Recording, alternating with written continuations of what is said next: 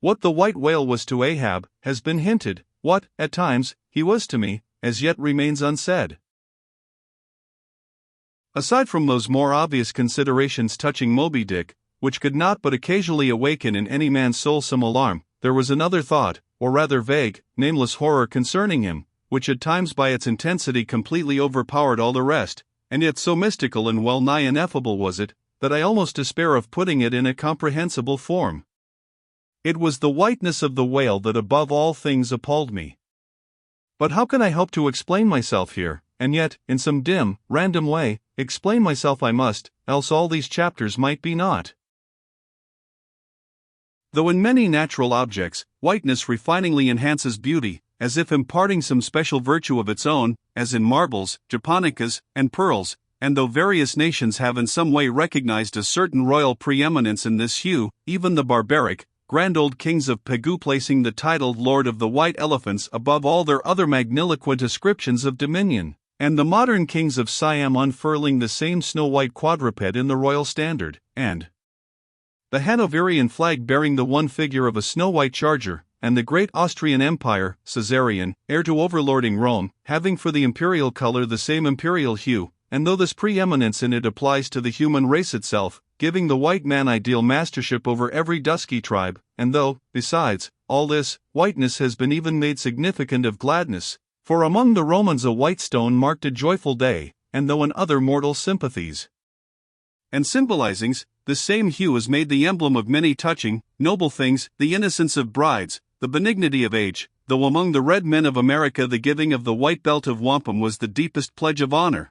though in many climes, whiteness typifies the majesty of justice in the ermine of the judge, and contributes to the daily state of kings and queens drawn by milk-white steeds, though even in the higher mysteries of the most august religions it has been made the symbol of the divine spotlessness and power, by the Persian fire worshippers, the white forked flame being held the holiest on the altar, and in the Greek mythologies, great Jove himself being made incarnate in a snow-white bull, and though to the noble Iroquois, the midwinter sacrifice of the sacred white dog was by far the holiest festival of their theology, that spotless, faithful creature being held the purest envoy they could send to the Great Spirit with the annual tidings of their own fidelity, and though directly from the Latin word for white, all Christian priests derive the name of one part of their sacred vesture, the alb or tunic, worn beneath the cassock, and though among the holy pomps of the Romish faith, white is specially employed in the celebration of the Passion of our Lord, though in the vision of St. John, white robes are given to the redeemed,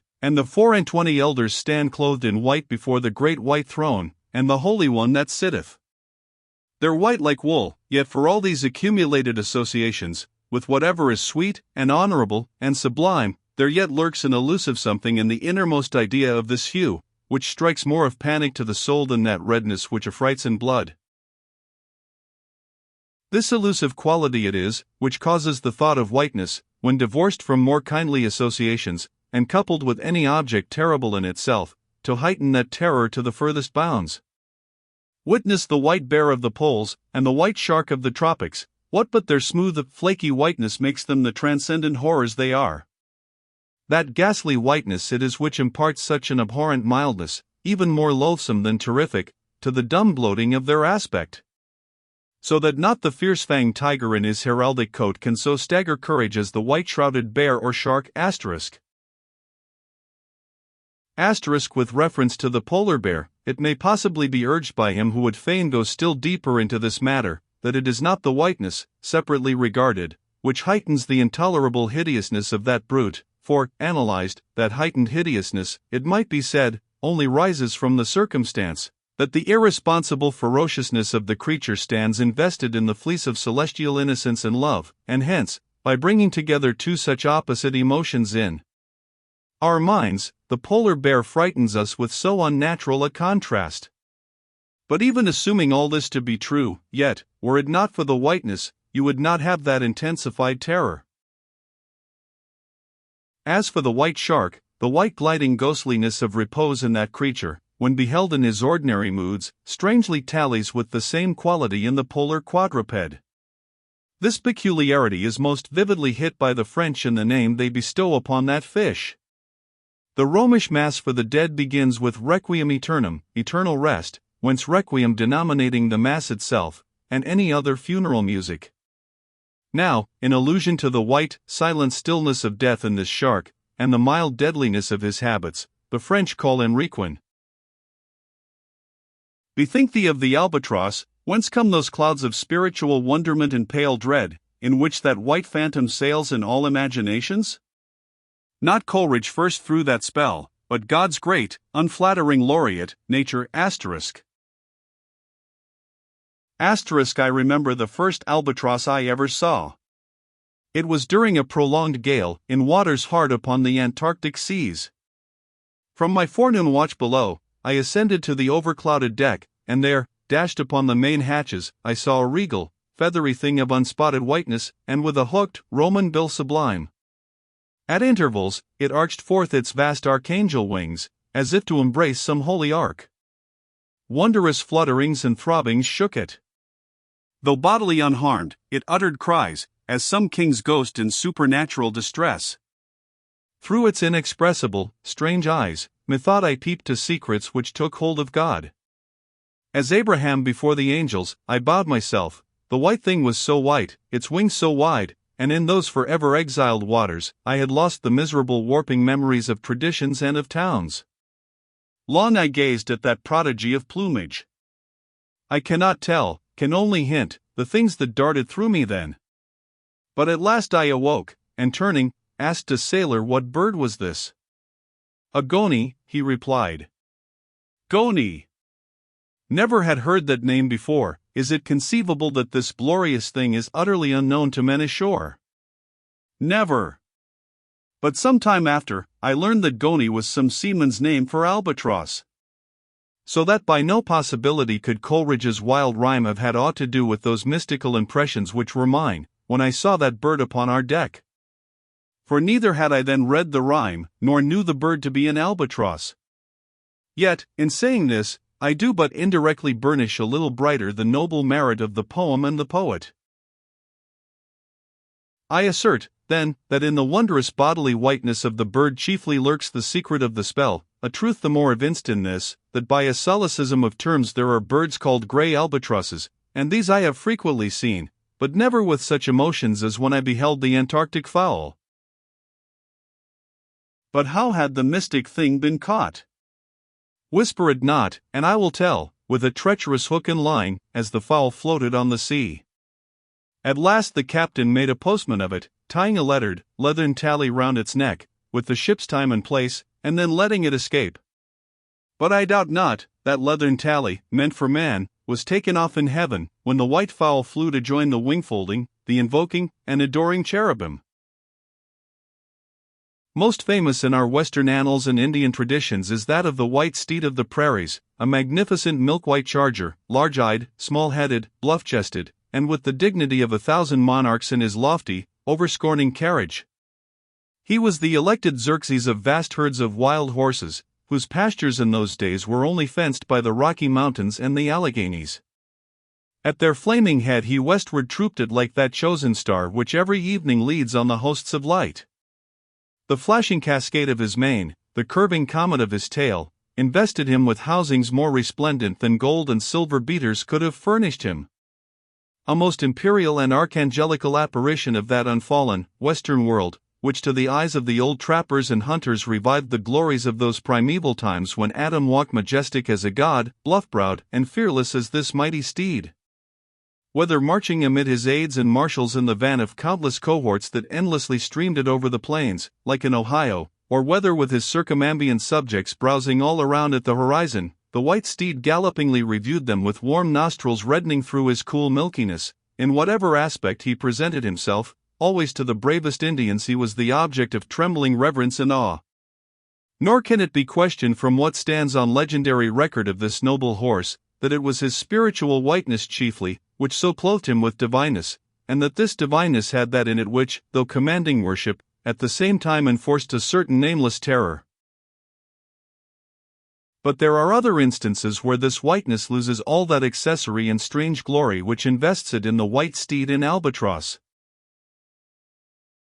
What is it that in the albino man so peculiarly repels and often shocks the eye, as that sometimes he is loathed by his own kith and kin? It is that whiteness which invests him, a thing expressed by the name he bears. The albino is as well made as other men, has no substantive deformity, and yet this mere aspect of all-pervading whiteness makes him more strangely hideous than the ugliest abortion. Why should this be so? Nor, in quite other aspects, does nature in her least palpable but not the less malicious agencies, fail to enlist among her forces this crowning attribute of the terrible. From its snowy aspect, the gauntlet ghost of the southern seas has been denominated the white squall. Nor, in some historic instances, has the art of human malice omitted so potent an auxiliary. How wildly it heightens the effect of that passage in Froissart, when, masked in the snowy symbol of their faction, the desperate White Hoods of Ghent murder their bailiff in the marketplace. Nor, in some things, does the common, hereditary experience of all mankind fail to bear witness to the supernaturalism of this hue. It cannot well be doubted that the one visible quality in the aspect of the dead which most appalls the gazer is the marble pallor lingering there, as if indeed that pallor were as much like the badge of consternation in the other world as of mortal trepidation here. And from that pallor of the dead, we borrow the expressive hue of the shroud in which we wrap them. Nor even in our superstitions do we fail to throw the same snowy mantle round our phantoms, all ghosts rising in a milk-white fog. Yea, while these terrors seize us, let us add, that even the King of Terrors, when personified by the evangelist, rides on his pallid horse. Therefore, in his other moods, symbolize whatever grand or gracious thing he will by whiteness, no man can deny that in its profoundest idealized significance it calls up a peculiar apparition to the soul. But though without dissent this point be fixed, how is mortal man to account for it? To analyze it would seem impossible. Can we, then, by the citation of some of those instances wherein this thing of whiteness, though for the time either wholly or in great part stripped of all direct associations calculated to impart to it aught fearful, but nevertheless, is found to exert over us the same sorcery, however modified, can we thus hope to light upon some chance clue to conduct us to the hidden cause we seek? Let us try. But in a matter like this, subtlety appeals to subtlety, and without imagination no man can follow another into these halls. And though, doubtless, some at least of the imaginative impressions about to be presented may have been shared by most men, yet few perhaps were entirely conscious of them at the time, and therefore may not be able to recall them now. Why to the man of untutored ideality, who happens to be but loosely acquainted with the peculiar character of the day, does the bare mention of Whitsuntide marshal in the fancy such long, dreary, speechless processions of slow-pacing pilgrims, downcast and hooded with new-fallen snow? Or, to the unread, unsophisticated Protestant of the Middle American states, why does the passing mention of a white friar or a white nun evoke such an eyeless statue in the soul? Or what is there apart from the traditions of dungeon warriors and kings, which will not wholly account for it, that makes the White Tower of London tell so much more strongly on the imagination of an untraveled American than those other storied structures, its neighbors, the Bywood Tower, or even the Bloody?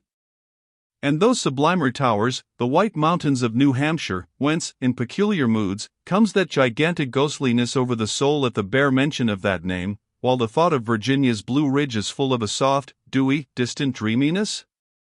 Or why, irrespective of all latitudes and longitudes, does the name of the White Sea exert such a spectralness over the fancy, while that of the Yellow Sea lulls us with mortal thoughts of long lacquered mild afternoons on the waves, followed by the gaudiest and yet sleepiest of sunsets? Or, to choose a wholly unsubstantial instance, purely addressed to the fancy, why, in reading the old fairy tales of Central Europe, does the tall pale man of the Harz forests, whose changeless pallor unrustlingly glides through the green of the groves, why is this phantom more terrible than all the whooping imps of the Blocksberg? Nor is it, altogether, the remembrance of her cathedral-toppling earthquakes, nor the stampedos of her frantic seas, nor the tearlessness of arid skies that never rain, nor the sight of her wide field of leaning spires, wrenched copestones, and crosses all adroop, like canted yards of anchored fleets, and her suburban avenues of house walls lying over upon each other, as a tossed pack of cards. It is not these things alone which make tearless Lima the strangest, saddest city thou canst see.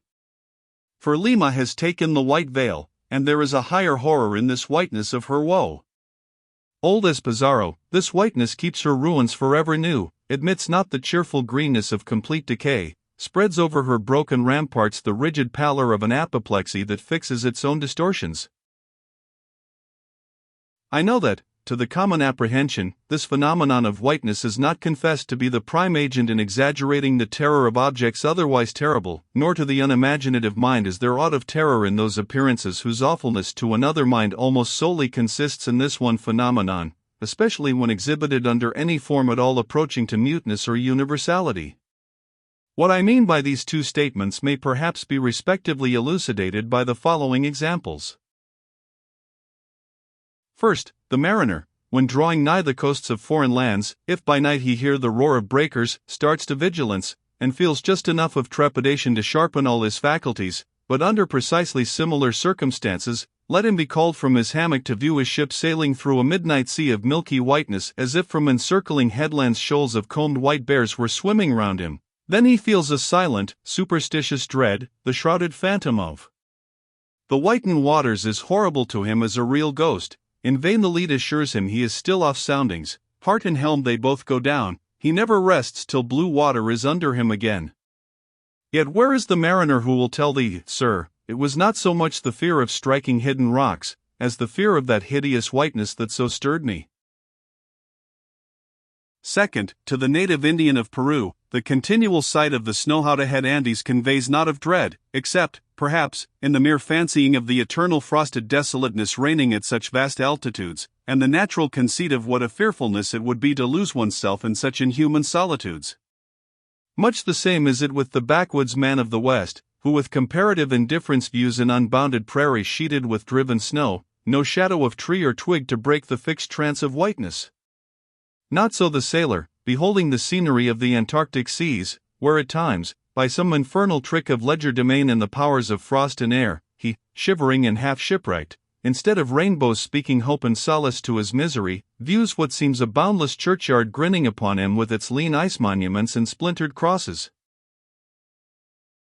But thou sayest, methinks that white-lead chapter about whiteness is but a white flag hung out from a craven soul, thou surrenderest to a hypo, Ishmael.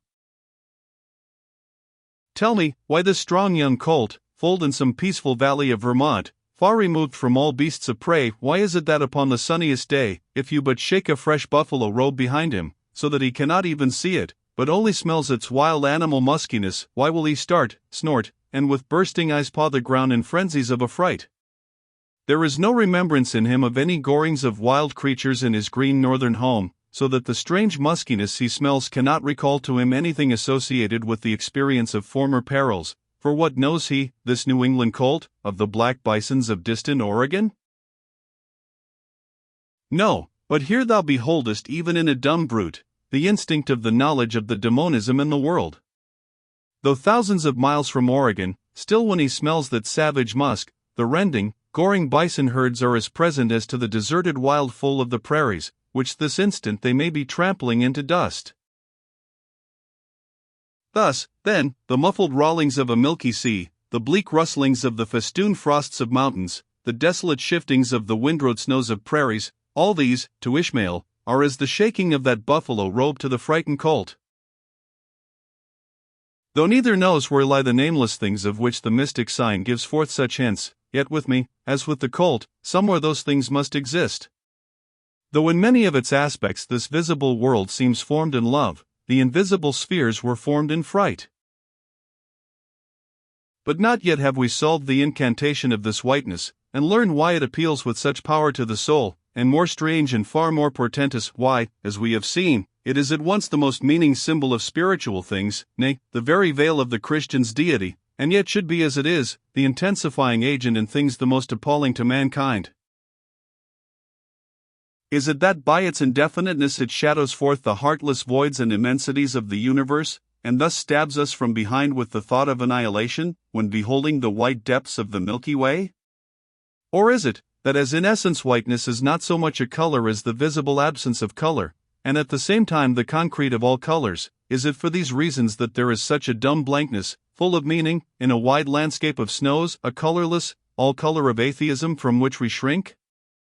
And when we consider that other theory of the natural philosophers, that all other earthly hues, every stately or lovely emblazoning, the sweet tinges of sunset skies and woods, and the gilded velvets of butterflies, and the butterfly cheeks of young girls, all these are but subtle deceits, not actually inherent in substances, but only laid on from without, so that all deified nature absolutely paints like the harlot, whose allurements cover nothing but the charnel house within. And when we proceed further, and consider that the mystical cosmetic which produces every one of her hues, the great principle of light, forever remains white or colorless in itself, and if operating without medium upon matter, would touch all objects, even tulips and roses, with its own blank tinge. Pondering all this, the palsied universe lies before us a leper, and like willful travelers in Lapland, who refuse to wear colored and coloring glasses upon their eyes, so the wretched infidel gazes himself blind at the monumental white shroud that wraps all the prospect around him.